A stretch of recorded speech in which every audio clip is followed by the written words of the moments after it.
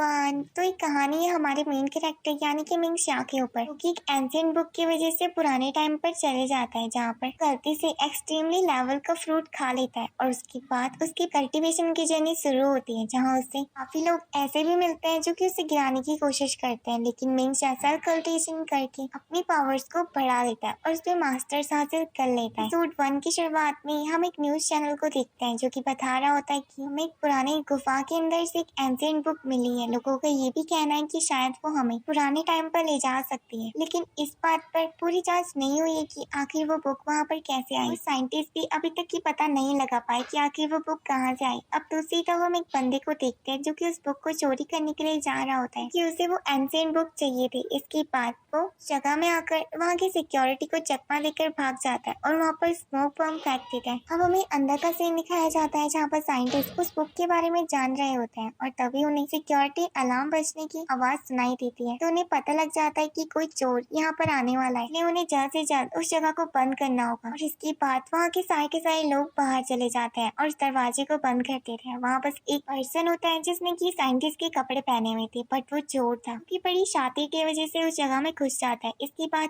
वो उस बुक के आसपास रखी हुई सील को छूने की कोशिश करता है जिससे कि अंदर लेजर्स उसके ऊपर टैग करने लगती है, बट वो बंदा उस लेजर से बच रहा होता है, लेकिन तभी भी उसकी फिंगर में चोट लग जाती है। इसके बाद वो उस एंशिएंट बुक को बड़ी आसानी से हासिल कर लेता है और कहता है कि मैंने तुम्हें कहाँ नहीं ढूंढा। और जैसे ही वो उस एंशिएंट बुक को छूता है वो एंशिएंट बुक हवा में उड़ने लगती है। इसके बाद उसके अंदर के लेटर्स बाहर आने लगते हैं और एक औरत के प्लास से चोर पीछे हट जाता है और अब वो चोर देखता है कि उसकी तरह दिखने वाला एक बंदा उसके सामने आ रहा है। उसको वो नहीं पहचान पा रहा होता है कि आखिर ये कौन है। अब वो बंदा उसके पास आता है और कहता है कि तुम्हारी नई जिंदगी शुरू होने वाली है जहाँ तुम जब भी कुछ हासिल करने की कोशिश करोगे तो तुम्हें एक बहुत बड़े फान से गुजरना पड़ेगा, पर तभी भी मुझे उम्मीद है कि तुम इस लाइफ को बहुत अच्छे से जियोगी। और इसकी बात वहाँ से एक लाइट चमकती है और हम यहाँ पर उस बंदे को देखते हैं। हमें पता चलता है कि वो चोर और कोई नहीं बल्कि हमारा मेन कैरेक्टर मिंग शा था और अब वो एंशिएंट में आकर वहाँ के एक स्नेक मॉन्स्टर से भाग रहा होता है, लेकिन तभी आगे जाकर एक खाई आ जाती है जिस वजह से वो वहीं पर ही रुक जाता है और दूसरी तरफ से वो स्नेक उसी की तरफ बढ़ते जा रहा था। तो जिस पर मिंग शा उससे कहता है कि प्लीज मुझे जाने दो, कि वो स्नेक मॉन्स्टर उसके ऊपर टैग कर देता है, लेकिन मिंग शा बड़ी आसानी से उसे चकमा देकर नीचे गिरा देता है और उसे गिरता देख वो उसे चिढ़ाने लगता है, जिस पर वो चट्टान टूट जाती है और मिंग शा नीचे गिरने वाला होता है, पर तभी वो एक पेड़ को पकड़ लेता है और ये देखकर वो काफी ज्यादा खुश होता है कि वो मरते मरते बच गया। पर तभी उसकी नजर एक फ्लावर के ऊपर जाती है जो कि चमक रहा होता है, उससे एक फ्रूट भी लगा था, तो जिस पर वो जाकर उस फ्रूट को पकड़ता है और कहता है कि आखिर ये क्या है। इसके बाद वो उस फ्रूट को खा लेता है और कहता है कि वाकई में कुछ भी कहो इसका टेस्ट बहुत ज्यादा अच्छा है। इसके बाद जब वो दूसरा फ्रूट खाने के लिए जाता है तो उसके सर में दर्द होने लगता है और अब उसके चिल्लाने की आवाज से वो स्नेक भी वहाँ पर पहुंच जाता है, तो जिस पर मिंग शा अपनी जान को बचाने के लिए उससे भागने लगता है, बट वो स्नेक भी उसका पीछा कर रहा होता है। अब यहाँ पर एक जगह आकर वो कहता है कि मुझे अपनी बॉडी के अंदर एक स्ट्रेंज एनर्जी फील हो रही है, ऐसा लग रहा है कि मैं पहले से काफी ज्यादा पावरफुल हो चुका हूँ, लेकिन आखिर मैं स्नेक को कैसे हटाऊं। और एक बार फिर से उसे एक चीज दिखाई देती है और अब वो अपने मन के अंदर सोचता है कि अगर मैंने स्नेक को 3 बार मार दिया तो उसकी हड्डी टूट जाएगी और उसके बाद वो मारा जाएगा। तो जिस पर मिंग शा कहता है कि क्या जो मैं सोच रहा हूँ वो सच भी होगा, लेकिन तभी भी वो इस चीज को ट्राई करता है और वो वाकई में उस मॉन्स्टर के सर में जाकर मार देता है 3 बार, जिसके बाद वो मारा जाता है। इसके बाद हम उसे एक जगह में देखते हैं जहाँ पर वो लेटे हुए एक पेंडेंट को देख रहा होता है और सोच रहा होता है कि आखिर ये कैसे उस स्नेक के पेट में आ सकता है।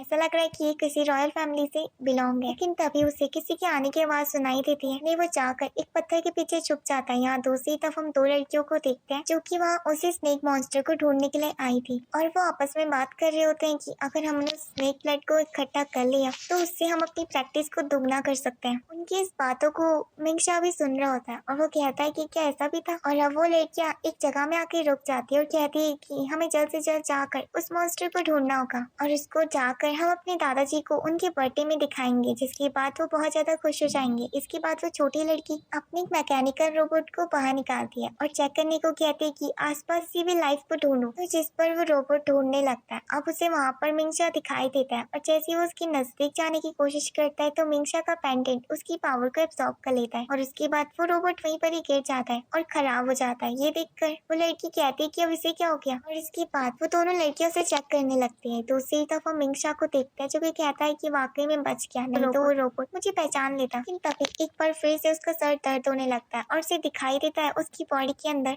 स्ट्रेंज पावर्स और तभी उसे एक झलक दिखाई देती है वो रोबोट फूटने वाला है और वहाँ पर बहुत बड़ा ब्लास्ट हो जाएगा। तो जिस पर मिंगशा बाहर निकलकर उन लड़कियों को उससे दूर रहने को कहता है, पर तब तक देरी हो चुकी थी और वो रोबोट फट जाता है। लेकिन मिंगशा उस लड़की को बचा लेता है। तो जिस पर वो लड़की जब अपनी आँख खोलती है तो मिंगशा को देखकर कहती है कि अब तो छोड़ दो। तो जिस पर मिंगशा उसे छोड़ देता है। इसके बाद वो दोनों नीचे गिर जाते हैं और नीचे गिरने के बाद मिंगशा बेहोश हो जाता है। यहाँ पर अपनी सिस्टर की ऐसी हालत देखकर उसे लगता है कि शायद उसका रोबोट मिंगशा नहीं तोड़ा है। इस पर वो गुस्सा हो जाती है और उसे मारने को कहती है। तो जिस पर उसकी बहन उसे ये करने से रोक देती है। अब जब मिंगशा की आँख खुलती है तो वो अपने आप को घर में पाता है। तो उसे ऐसा लगता है कि शायद अभी जो भी हुआ था वो एक सपना है। इसके बाद वो अपने पापा को ढूंढने लगता है। तभी उन्हें बाहर एक बंदा दिखाई देता है जो कि उसके फादर को मार रहा होता है। तो ये देखकर मिंगशा उसकी बंदूक को दूर गिरा देता है और जिस पर वो बंदा भी डर जाता है और कहता है कि आखिर इस लड़के को अचानक से क्या हो गया, इसके पास इतनी पावर्स कैसे आ गई। और इसके बाद वो बंदा उसके सामने आता है और कहता है कि तुम्हें क्या लगता है कि हम तुम्हारी थोड़ी सी पावर से डर जाएंगे? हम इस जगह की रॉयल फैमिली में से आते हैं जो कि बहुत ज्यादा स्ट्रॉन्ग है। इसके बाद वो अपनी पावर से मिंगशा के साथ फाइट करने के लिए तैयार हो जाता है। तो जिस पर मिंगशा कहता है कि मैं इसके जितना पावरफुल तो नहीं हूँ, लेकिन तभी भी मैं ट्राई करूंगा। और फिर वो एक दूसरे को पंच मारते हैं। तो जिस पर दोनों की दोनों पीछे जाके गिरते हैं। अब यहाँ पर वो बंदा हंसने लगता है और मिंगशा के ऊपर अपने स्टोन हैंड से वार करने लगता है। तो जिस पर मिंगशा गिरने लगता है और जैसे ही वो चाकू लेकर उसे मारने वाला था कि तभी मिंगशा अपने सामने पड़े एक पत्थर को उठा देता है और उसकी तरफ खींच के मारता है। तो जिस पर वो बंदा उसे रोकने की कोशिश करता है, लेकिन मिंगशा एक लात मार के उसे पीछे गिरा देता है और एक बार फिर से उस पत्थर से उसे मारने की कोशिश करता है। तो जिस पर वो बंदा डर जाता है। अब यहाँ पर मिंगशा के फादर उसे रोक देते हैं और साइड से उस स्नेक मीट को उन बंदों को दे देते हैं। तो जिस पर बंदे उसे छीन कर वहाँ से चले जाते हैं। अब यहाँ पर मिंगशा के फादर की तबीयत काफी ज्यादा खराब हो जाती है। तो जिस पर मिंगशा उन्हें अंदर ले जाता है। जहाँ जाने के बाद उसके फादर उससे कहते हैं कि मैंने सोचा था कि मैं जाकर उन्हें मार्केट में बेचूंगा अच्छे से अच्छे दाम पर, लेकिन वो बंदे हमसे छीन के चले गए। लेकिन हम क्या कर सकते हैं, वो हमसे ज्यादा पावरफुल है और उनके साथ पंगा लेना तो हमारे लिए मुसीबत बन सकती है। तो फ्यूचर में तुम उनके साथ कभी भी भिड़ने की कोशिश मत करना। कि आजकल रूमर्स ये भी चल रहे कि वो फेरी सेक्ट के लोगों के साथ प्रैक्टिस करते हैं और अब उनका स्टेटस और भी ज्यादा बढ़ चुका है और उनकी फैमिली क्विजिया सिटी में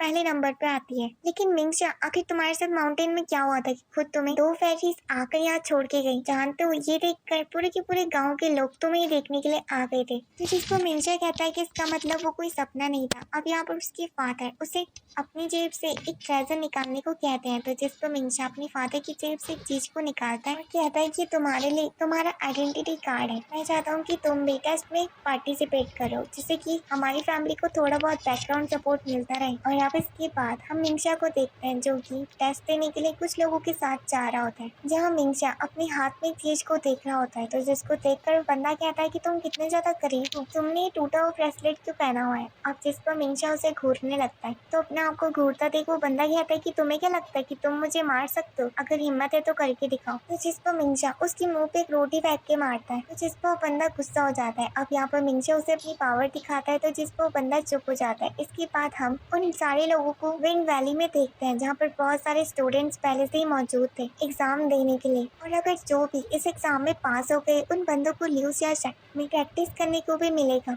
और इसके बाद वहाँ पर ल्यूसाक सेक्ट के सारे मास्टर्स आ जाते हैं। तो उनको देखकर वहाँ के सारे स्टूडेंट्स काफी ज्यादा हैरान होते हैं और उनकी पावर्स को भी। लेकिन मिंगशा अकेला ही ऐसा बंदा था जो कि ये सोच रहा होता है कि आखिर सेक्ट में जाकर मुझे मिलेगा क्या? अगर इन्हें प्राइज देना ही है तो कुछ सोने चांदी देते। वैसे भी ये जगह मेरी समझ से बहुत ज्यादा अलग है, क्योंकि ये मेरे पुराने वर्ल्ड की तरह तो बिल्कुल नहीं है। इसके बाद हम उसी लड़की को देखते हैं जो कि मिंगशा के पास आते हैं और कहती है कि क्या तुम एक्साइटेड नहीं हो? तो जिसको मिंगशा कहता है कि हाँ हूँ थोड़ा सा। तो जिसको फेरी लड़की कहती है कि तुम्हारी शकल देख के तो नहीं लगता। अब यहाँ पर उनकी बकवास को सुन के मास्टर उन सबको चुप रहने को कहते हैं। तो उनके चिल्लाने पर वो लड़की मिंगशा के पीछे जाकर छुप जाती है। अब यहाँ पर मास्टर्स उन सारे लोगों को बताते हैं कि मैं ल्यूशा सेक्ट का हेड मास्टर अपने सेक्ट के लिए अपने स्टूडेंट्स को चूज करूंगा जो कि इस टेस्ट को पास कर लेंगे। और तुम सबके सब लोग बहुत ज्यादा लकी हो, क्योंकि आज का टेस्ट बहुत ज्यादा इजी है। तुम्हें जाकर उस काली पहाड़ी से उस पेड़ में लगे हुए फ्रूट्स को तोड़ना है, और जो ये चीज कर लेगा वो स्टूडेंट मेरे सेक्ट में आ सकता है। तो जिसके बाद वो सारे के सारे लोग वहाँ पर भागने लगते हैं उस फ्रूट को लेने के लिए। लेकिन आगे जाने के बाद वो सारे के सारे लोग रुक जाते हैं, क्योंकि वहाँ पर काफी ज्यादा जहरीले जीव थे। लेकिन मिंगशा उस जगह से